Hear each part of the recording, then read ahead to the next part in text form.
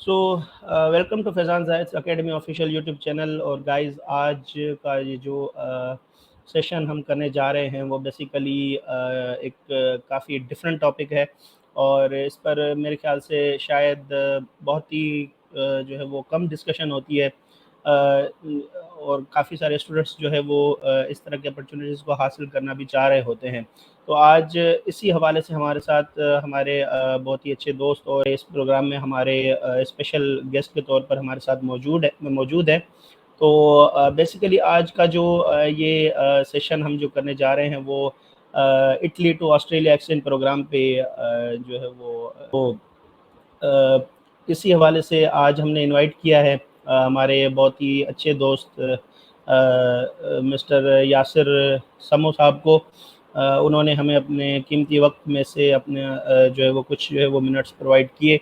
सबसे पहले तो बहुत बहुत शुक्रिया आपका कि यासिर भाई आपने हमें अपना कीमती वक्त दिया।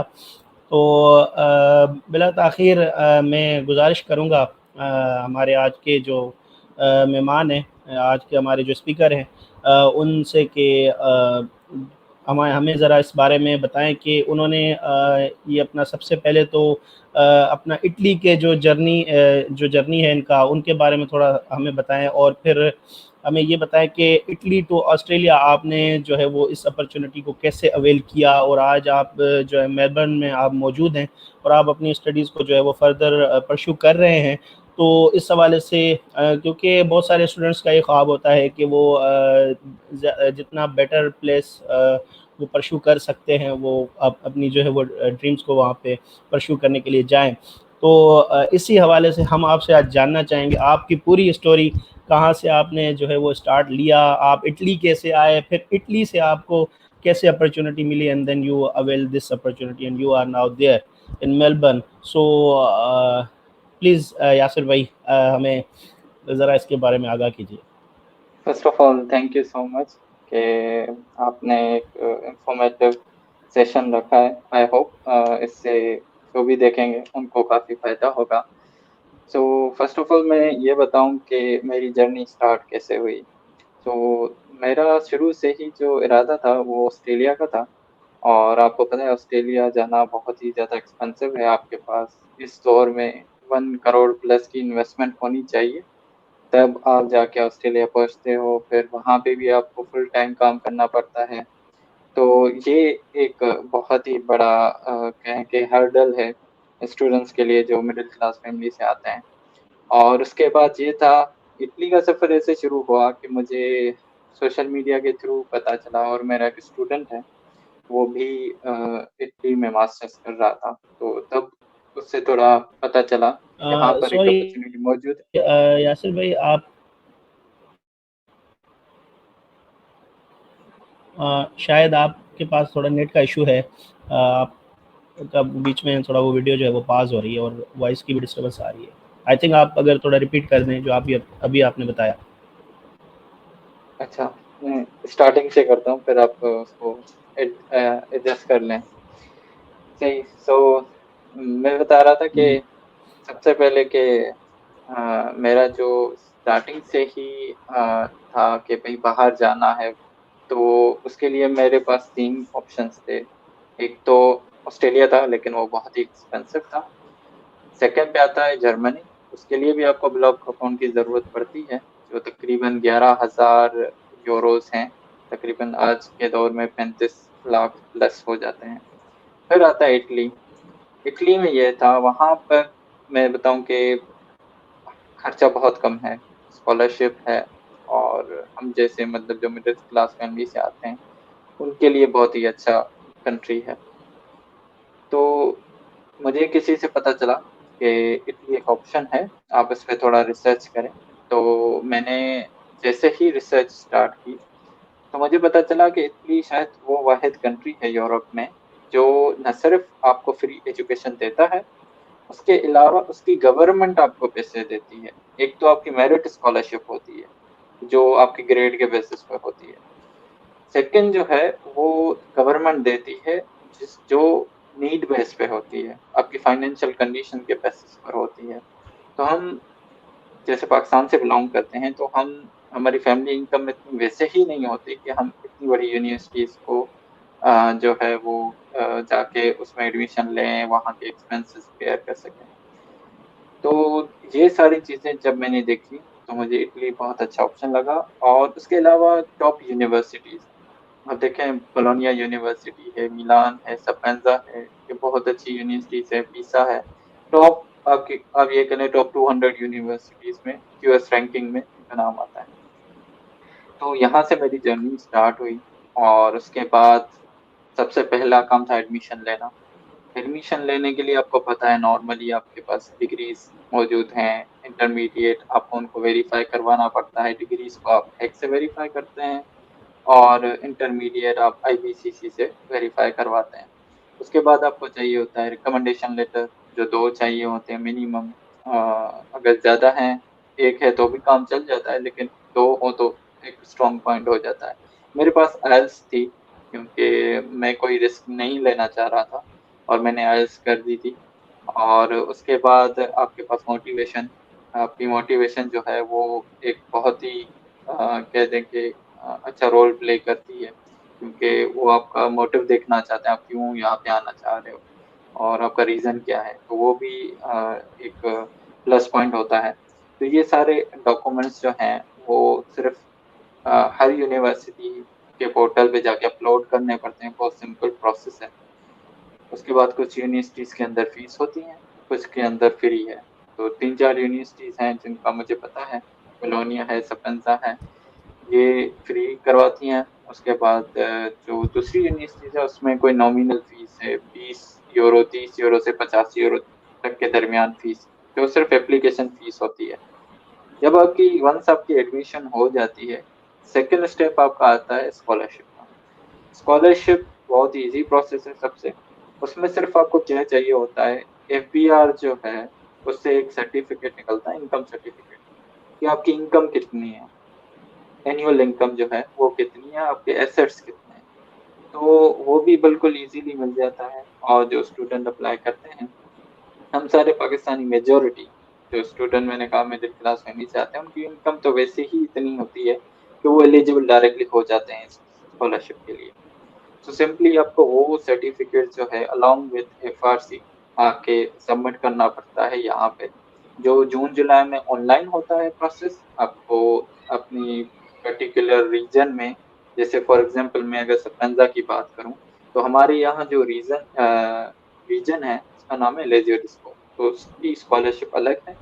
अगर हम बात करें बोलोनिया की, तो वहाँ पर अर्गो है और आपकी दूसरी यूनिवर्सिटीज हैं। हर जगह पर अलग अलग रीजन है, उनकी अलग अलग स्कॉलरशिप है, उनकी डेडलाइन भी अलग है और उनका पोर्टल भी अलग है। आपको वहां जाके ऑनलाइन फॉर्म फिल करना होता है और कहीं पे डॉक्यूमेंट अपलोड करने पड़ते हैं, कहीं पे नहीं।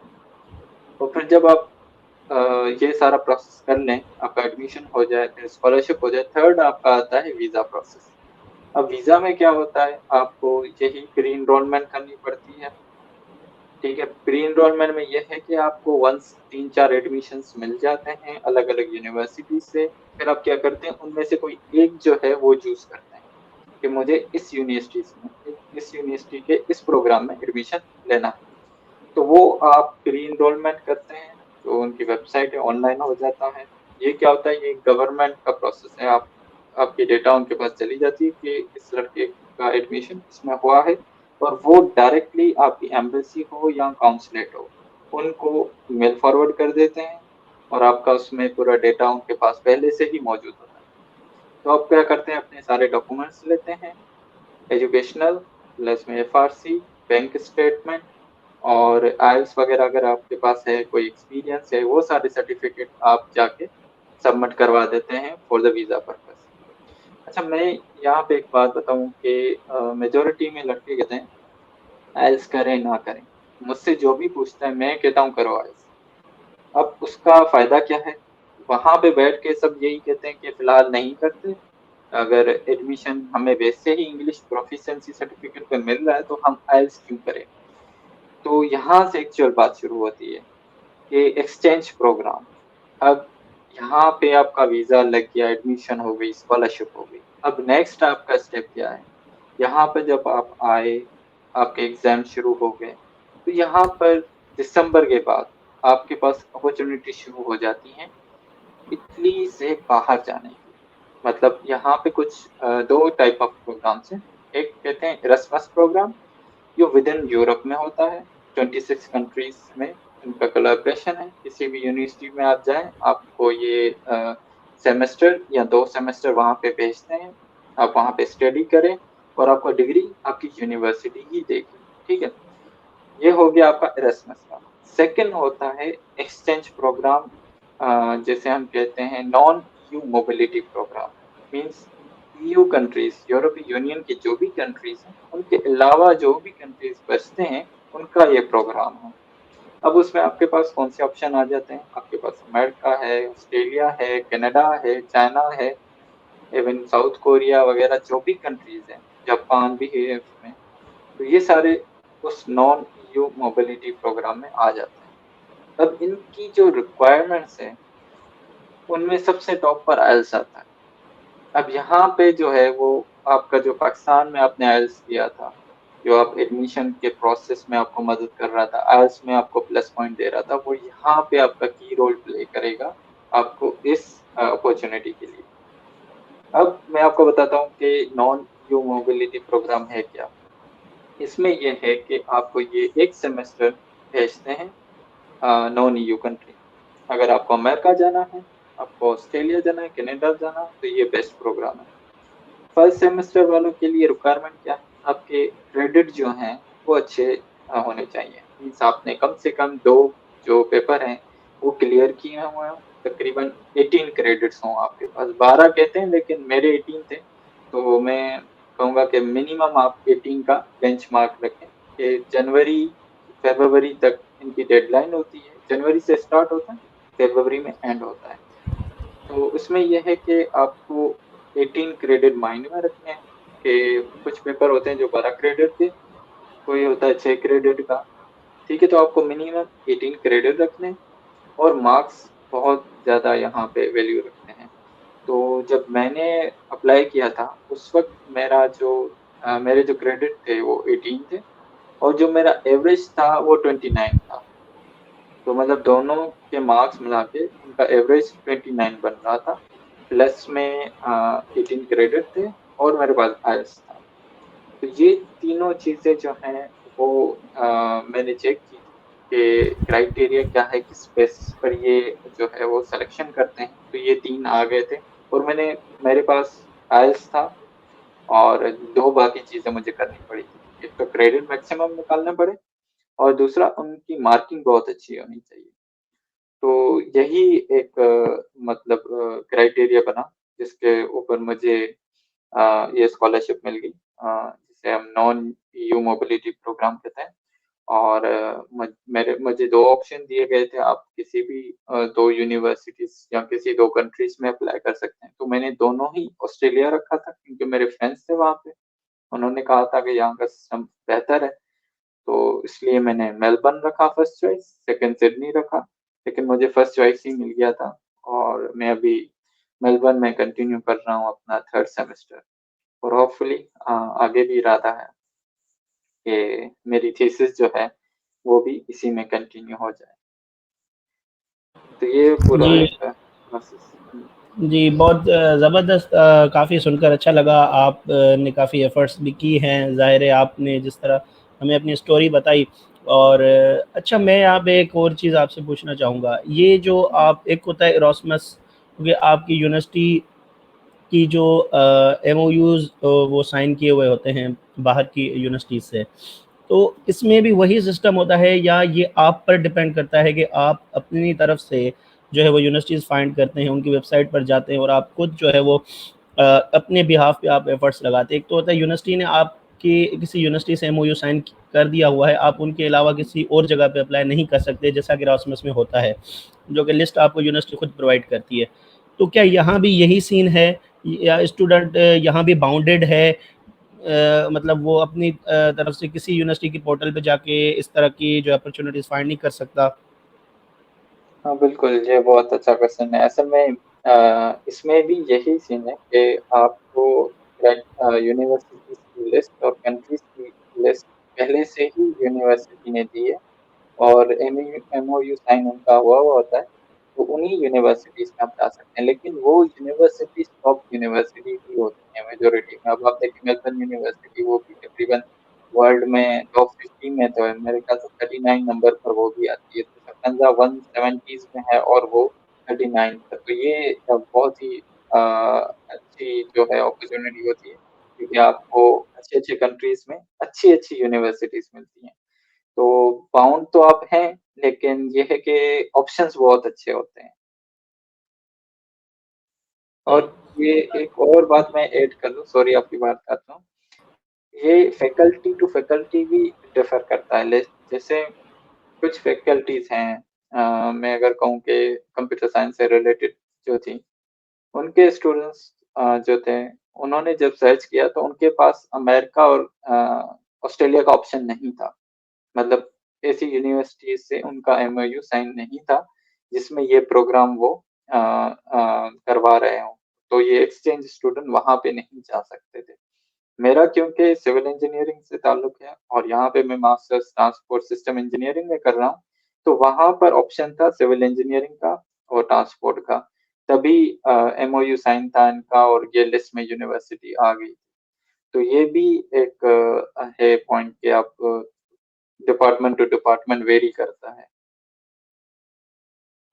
जी, बहुत खूब। अच्छा, इसके लिए क्या फंडिंग आपको जो आपकी जो यूनिवर्सिटी है जहाँ पे आप स्टडी कर रहे हैं इटली के अंदर, यानी जहाँ से आपने जो है इस अपॉर्च्युनिटी को अवेल किया, क्या इसके इसके हवाले से आपको फंडिंग वो प्रोवाइड करते हैं या जिस यूनिवर्सिटी में आप आए हैं, उनकी तरफ से आपको जो है वो फंडिंग प्रोवाइड की जाती है या आप अब सेल्फ जो है वो आप अपने कवर कर रहे हैं? अच्छा, यहाँ पे जो स्कॉलरशिप मिलती है उसका सिनेरियो कुछ ऐसा है कि आपको 5 महीने 6 महीने फिक्स्ड होते हैं कि आपको 5 महीने, किसी को 4 महीने मिलते हैं, मुझे 5 मंथ की मिली है। अब ये क्या करते हैं कि 5 महीनों का आपको स्टाइपेंड देते हैं और मंथली 700, आई गेस 750 यूरोज हैं। तो ये आपका मंथली हो जाता है 750, तो 3500 मिलेगा टोटल 5 महीनों का। लेकिन ये है कि आप अगर देखेंगे कि आपकी जो फ्लाइट की कॉस्ट है वो भी तकरीबन 2000 यूरो तक पहुंच जाती है। तो ये है कि यहाँ पर जो है वो प्रोवाइड नहीं करते आपकी फ्लाइट, वो आपको खुद करनी पड़ती है। आपको वीजा का प्रोसेस खुद करना पड़ता है, उसके अंदर वीजा की फीस हो गई, आपको हेल्थ इंश्योरेंस करवाना है, तो ये सारी चीजें आपको खुद पे करनी पड़ती है।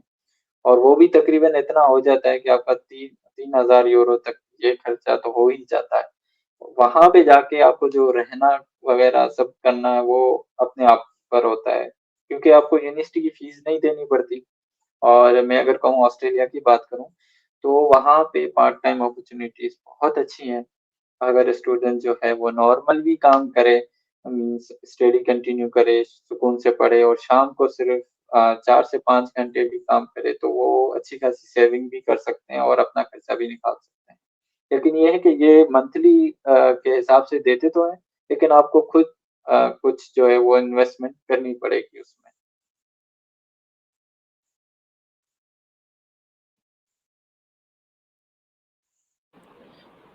आपने जैसे बताया जी कि पार्ट टाइम जॉब्स के हवाले से कि पार्ट टाइम जॉब्स की भी जो है वो अपॉर्चुनिटी आपके पास होती है वहाँ पे।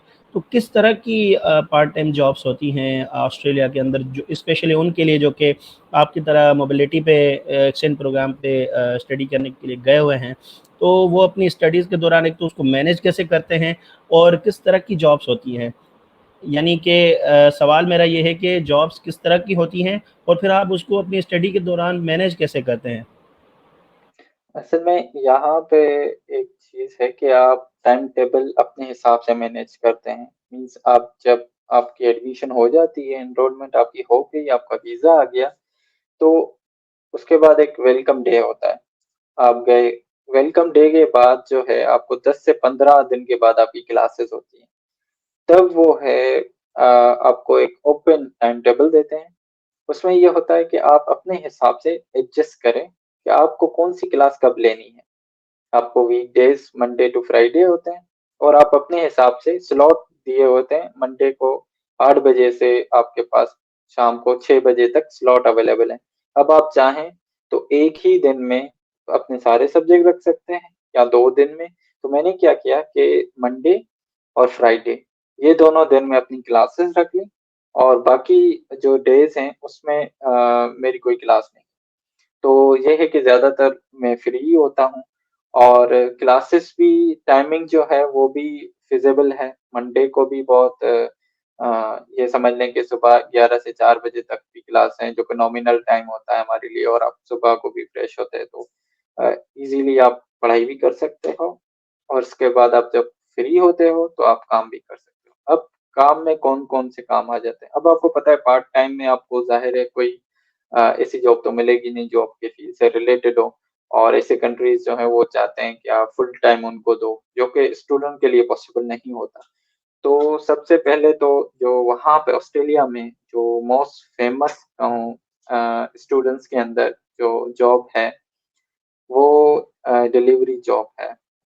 अब उसमें ये है कि आपको कोई मतलब ये नहीं है कि आपको फिक्स ड्यूरेशन में जाना है, आप अपनी फ्लेक्सिबिलिटी के हिसाब से करते हो। आपका काम है, काम करने का मूड है, तो आप चले गए, आपने गाड़ी ले ली। और थोड़ा मैं ये भी बताऊँ कि इंग्लिश स्पीकिंग कंट्री का बड़ा फ़ायदा ये होता है कि आपको ईज़िली पार्ट टाइम जॉब हर जगह मिल जाती है, लैंग्वेज बैरियर नहीं होता।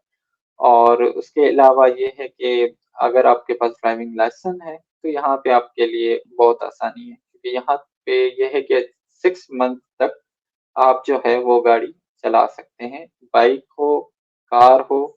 अगर आपका पाकिस्तानी लाइसेंस है और वो 3 साल पुराना है, तो आप इज़िली यहाँ पे 6 महीने तक गाड़ी चला सकते हो। 6 महीने के बाद आप यहाँ के लाइसेंस का टेस्ट दें, तो आपको ऑस्ट्रेलियन ड्राइविंग लाइसेंस मिल जाएगा। तो यहाँ पे स्टूडेंट क्या करते हैं, मैं अपनी मिसाल दूँ, तो मैंने क्या किया, मैं यहाँ पे आया तो मुझे ऑप्शन मिला कि आप जो है वो पार्ट टाइम करें तो गाड़ी ले सकते हैं। तो गाड़ी का भी रेंट यहाँ पे नॉमिनल होता है, वीकली हिसाब से मिलती हैं। मतलब आपको पर वीक रेंट पे करना पड़ता है, जो कि इतना होता है कि आप 1 दिन में कमा लेते हैं। तो बाकी के दिन जो हैं वो आपकी सेविंग होती हैं, और इतना कोई ख़ास कहें कि टेंशन नहीं होती। आप अपने हिसाब से करें काम। उसके अलावा यहाँ पे मेरे कुछ दोस्त हैं, कुछ रेस्टोरेंट्स पे आपको पता है काम करते हैं, कुछ वेयर हाउसेस हैं और सुपरमार्केट्स हैं। यहाँ पे स्टूडेंट को बहुत अच्छी पे मिलती है, और उसमें जो है उनका न सिर्फ़ वो अपनी फ़ीस भी निकालते हैं, अपना खाना-पीना सारी चीज़ें उसमें निकाल सकते हैं। लेकिन एक्सचेंज स्टूडेंट के लिए बड़ा फ़ायदा ये है कि उसको फ़ीस की परवाह नहीं करनी पड़ती, तो उनका लाइफ़स्टाइल थोड़ा बेहतर होता है, टेंशन नहीं होती, वो अपने हिसाब से सुकून से पढ़ाई कर सकते हैं। सही। अच्छा, ये तो आपने अपना बताया कि किस तरह आप जो है गए, क्योंकि आपने आइल्स तो आपने पाकिस्तान में ही गालिबन दे दी होगी, जी। इटली के अप्लाई करने से पहले ही ना। तो अब वो स्टूडेंट्स जो कि अभी ये सेशन देख रहे होंगे, मतलब जब ये अपलोड होगा चैनल पे, तो या फिर वो एस्पायरेंट्स जो कि आपकी तरह ऑस्ट्रेलिया या अमेरिका आना चाहते हैं, लेकिन वो इटली आ गए, उन्होंने अभी कोई आइल्स वगैरह नहीं दी, तो वो इटली में बैठ के अपने मास्टर्स या बैचलर्स वो जो भी कर रहे हैं, उसके हुँ। दौरान वो अब आइल्स को या इस तरह के इंग्लिश टेस्ट को कैसे परस्यू करें इटली के अंदर ही, उनके लिए आप क्या सजेस्ट करना चाहेंगे? उनको क्या पाथ आप रिकमेंड करेंगे? जो कि अब आ गए हैं लेकिन उन्होंने आइल्स नहीं दिया, लेकिन अब वो इटली में मौजूद है, अपनी स्टडीज़ को परस्यू कर रहे हैं। अच्छा, उनके लिए अब 2 ऑप्शन है, एक तो आप आइल्स कर लें, यहाँ पे इटली में भी हो जाती है। आइल्स तो आप कहीं भी कर सकते हैं, ठीक है? अगर वो नहीं कर सकते तो एक और ऑप्शन है, जैसे मैं अपनी यूनिवर्सिटी की बात करूँ, तो कुछ यूनिवर्सिटीज़ होती हैं, जैसे मैंने आपको बताया कि इंग्लिश प्रोफिशिएंसी सर्टिफिकेट जो है, वो बी2 लेवल कहलाता है, ठीक है? बी2 लेवल तक आपकी इंग्लिश है, तो आपको एडमिशन मिल जाता है। जब आप उस आगे जाते हैं, जिसको हम आइल्स की बात करें, तो वहाँ पे सी1 सर्टिफिकेट के इक्विवेलेंट होना चाहिए।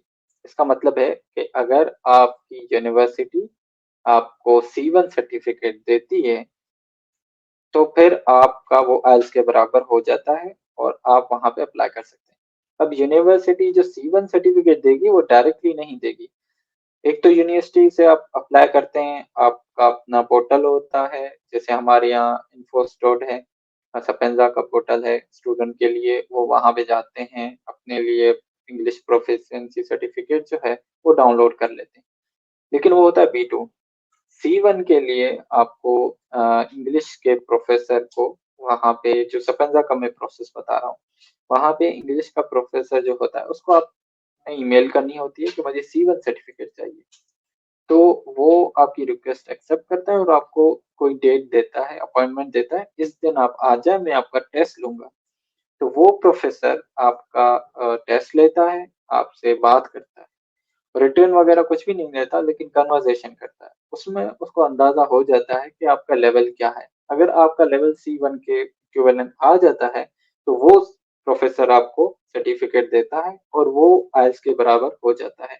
जैसे मैं आइल्स की बेसिस पे आया हूँ, तो मेरा एक दोस्त है, उसने ये सर्टिफिकेट लिया था, C1 सर्टिफिकेट, और उसने जो है वो वीजा के लिए भी वही सर्टिफिकेट अप्लाई किया था और उसका वीजा भी लग गया था।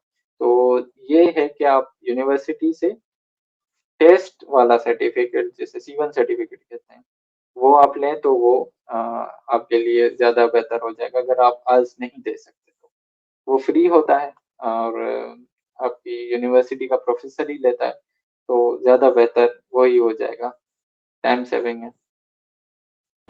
चलिए, ये अच्छी बात आपने बता दी कि ख़ैर वो जो अब निकल आ गए हैं, उन्होंने आइल्स नहीं दिया, उनके लिए भी एक ऑप्शन अवेलेबल है, यानी कि वो भी आपकी तरह आ सकते हैं बाहर। जी, बिल्कुल।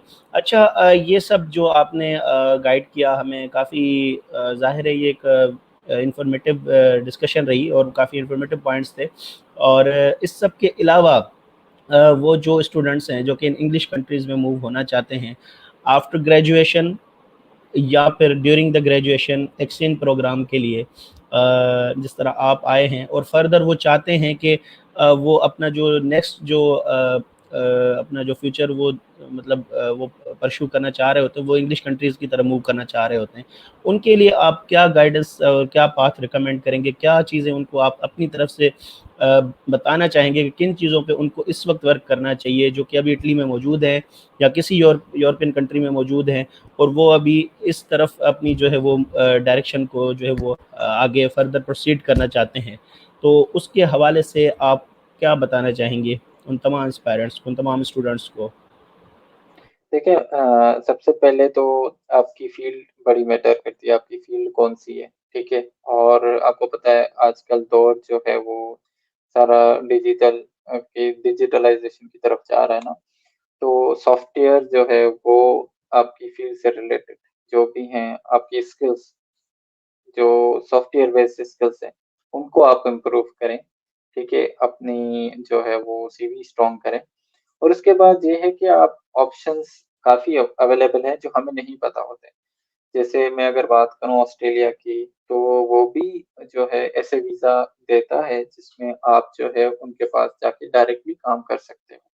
अब वहाँ पे कुछ जो है रीजन ऐसे हैं जहाँ पर पॉपुलेशन बहुत कम है, उनको बंदे चाहिए, और वो क्या करते हैं, उन्होंने अपनी लिस्ट दी हुई है, ऑक्यूपेशन लिस्ट, कि हमें इतने इंग्लिश के टीचर चाहिए, इतने इंजीनियर्स चाहिए, कौन से सिविल वाले, इलेक्ट्रिकल चाहिए, उन सब का उन्होंने पूरा डेटा दिया हुआ है। हर साल उनको इतने इंजीनियर्स चाहिए और हर 2-3 महीने के बाद उनको इनविटेशन जाता है। तो ये चीज़ें हमें नहीं पता थी, लेकिन वहाँ गए तो फिर पता चली कि यहाँ पे ये सिस्टम है। मीन्स आप इटली में बैठकर अपनी मास्टर्स कंप्लीट करें, उसी के दौरान आप अप्लाई कर सकते हैं ऑस्ट्रेलिया के लिए भी। इवन दो अमेरिका के लिए भी आपके ऑप्शंस खुले हुए हैं, कनाडा के लिए भी हैं। कनाडा का एक्सप्रेस एंट्री प्रोग्राम जो बहुत ही फेमस है, उसमें भी आप अप्लाई कर सकते हैं। लेकिन वहाँ पर ये है कि आपको आइल्स देनी पड़ेगी, आपका मास्टर्स कंप्लीट हो, तो फिर आपको एज का भी बेनिफिट मिल जाता है। अगर आपकी एज 32 से कम है तो आपको ज़्यादा पॉइंट्स मिल जाते हैं दोनों की तरफ, अगर आप ऑस्ट्रेलिया मूव करना चाहें या कनाडा। तो इन दोनों कंट्रीज में पॉइंट्स बेस्ड सिस्टम होता है। अगर आपका पॉइंट्स जो हैं वो फॉर एग्जांपल आपकी बैचलर्स डिग्री के पॉइंट है, फिर आपके मास्टर्स के पॉइंट है, फिर आपका एक्सपीरियंस है उसके पॉइंट्स हैं, फिर आपकी आइल्स आ जाती है, उसके पॉइंट्स हैं, आप मैरिड हैं, नहीं है, उसके पॉइंट्स हैं, आपकी एज है, ये सारे कलेक्ट करके फिर इनका स्कोर बनता है। जो नॉर्मल स्कोर अगर हम कहें कि आपकी मास्टर्स कंप्लीट है, बैचलर्स किया हुआ है, आपके पास आइल्स 6.5 ही सपोज कर लेते हैं, अगर वो है तो भी आपके 65 पॉइंट्स बन जाते हैं और उनकी रिक्वायरमेंट होती है 65 पॉइंट्स कि आप 65 पॉइंट आपके हैं तो आप ऑस्ट्रेलिया के वर्क वीजा के लिए अप्लाई कर सकते हैं। तो जी ये है। जी जी बहुत खूब। अच्छा, आपने जैसे बताया कि जिस तरह आप एक्सचेंज प्रोग्राम पे आए हुए हैं फॉर वन सेमेस्टर, मतलब एक सेमेस्टर के लिए, वन सेमेस्टर, तो जी जी आपने कहा कि आप जो थीसिस है वो इसको भी आप जो है वो ये इरादा रखते हैं कि आप इसी में आगे इसको आप जो है वो फर्दर प्रोसीड करेंगे। तो क्या ऐसा पॉसिबल है कि एक स्टूडेंट मोबिलिटी पे या एरास्मस पे किसी कंट्री में जाता है एक सेमेस्टर के लिए, जो कि गालिबन जहाँ तक मेरे इल्म की बात है तो थर्ड सेमेस्टर ही होता है बिल्कुल। जब स्टूडेंट्स मूव करते हैं जी। तो क्या ऐसा पॉसिबल होता है उनके लिए कि थर्ड सेमेस्टर वहाँ पर वो परस्यू करके फिर उसको फर्दर एक्सीड करके वहाँ पे एक सेमेस्टर और वहाँ पे वो अपनी स्टडीज़ को परस्यू कर अपनी डिग्री कंप्लीट कर दें? क्या ऐसा भी पॉसिबल होता है? बिल्कुल ऐसा पॉसिबल है और जिस प्रोग्राम में मैं आया हूँ उसमें एक्सटेंशन पॉसिबल है, लेकिन एक्सटेंशन में ये है कि वो कहते हैं कि हम आपको पैसे नहीं देंगे और जो वो पैसे दे रहे हैं वो तो वैसे ही आपकी फ्लाइट्स के हो जाएंगे। तो इतना कोई खास फर्क नहीं पड़ता, लेकिन ये है कि बिना पैसों के वो कहते हैं आप कंटिन्यू करो लेकिन स्टाइपेंड हम नहीं देंगे। लेकिन ये कि पॉसिबल है आप 6 महीने और एक्सटेंड करके अपनी थीसिस वहां पे कंप्लीट कर सकते हैं, लेकिन उसके लिए आपको आपकी यूनिवर्सिटी के सुपरवाइजर से बात करनी पड़ेगी। और जिस यूनिवर्सिटी में, फॉर एग्जांपल मैं अगर अपनी बात करूं तो मैं मेलबर्न में किसी प्रोफेसर को कहूंगा कि आपके पास मुझे थीसिस करनी है, और सुपरवाइजर एक जो मेरी सपेंजा का होगा उसको भी मैं ईमेल करूंगा कि मैं आप दोनों के साथ कोलैबोरेशन में थीसिस करना चाहता हूँ, रिसर्च करना चाहता हूँ।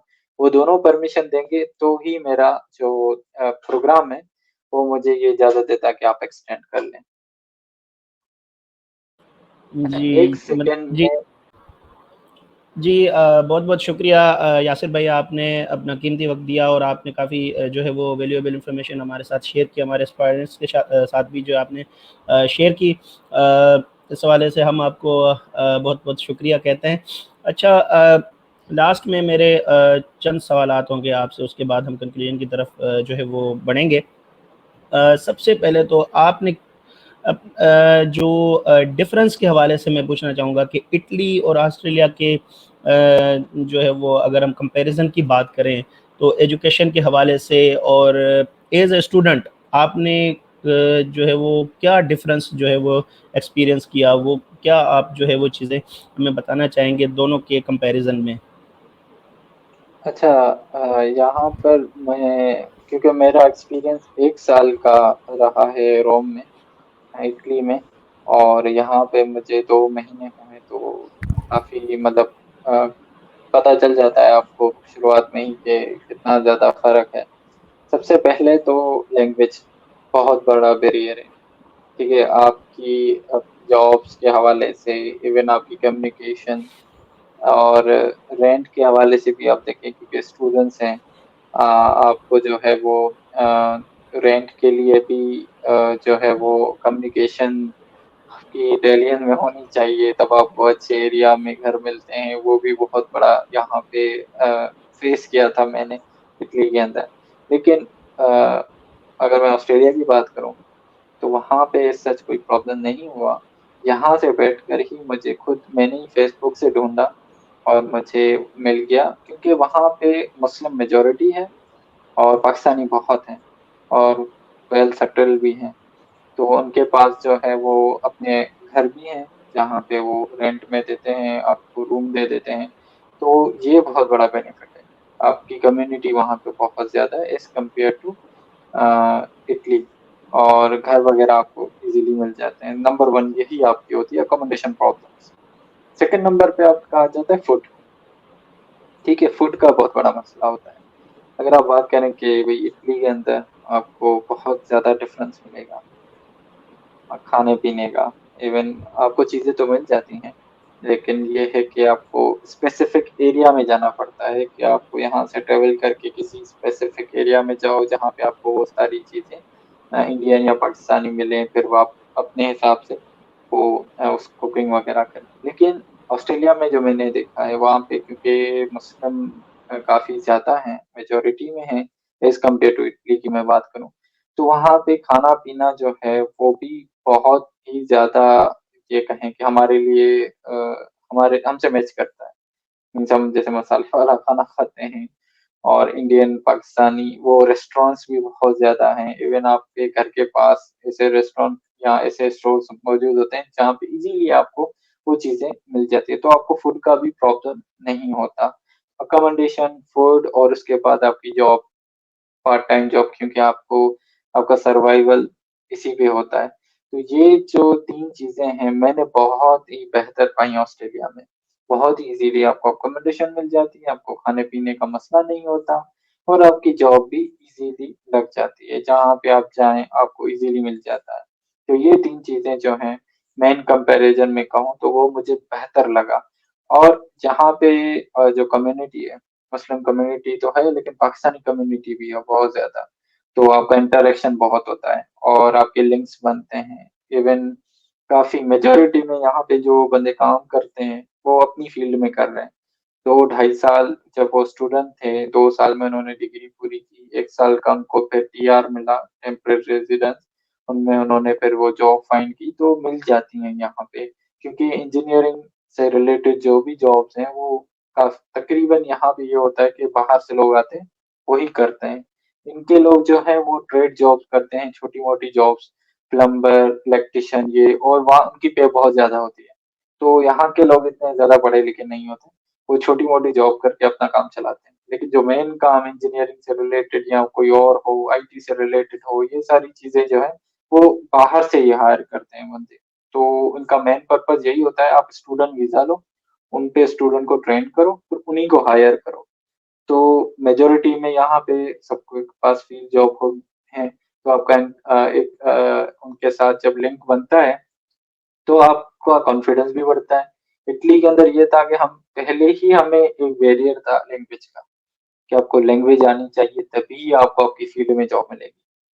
तो वहाँ पे सच कुछ भी नहीं है, आपकी लैंग्वेज इंग्लिश है, इंग्लिश आपको अच्छे से आती है तो आप कम्युनिकेट कर रहे हैं, आपका काम बन गया, आपके पास अच्छी डिग्री है, और आपके लिंक्स लिंक्स बहुत ज़्यादा ज़रूरी हैं, क्योंकि आपका रेफ़रेंस बनता है, कोई आपको रिकमेंड करता है, तभी आपका इंटरव्यू होता है।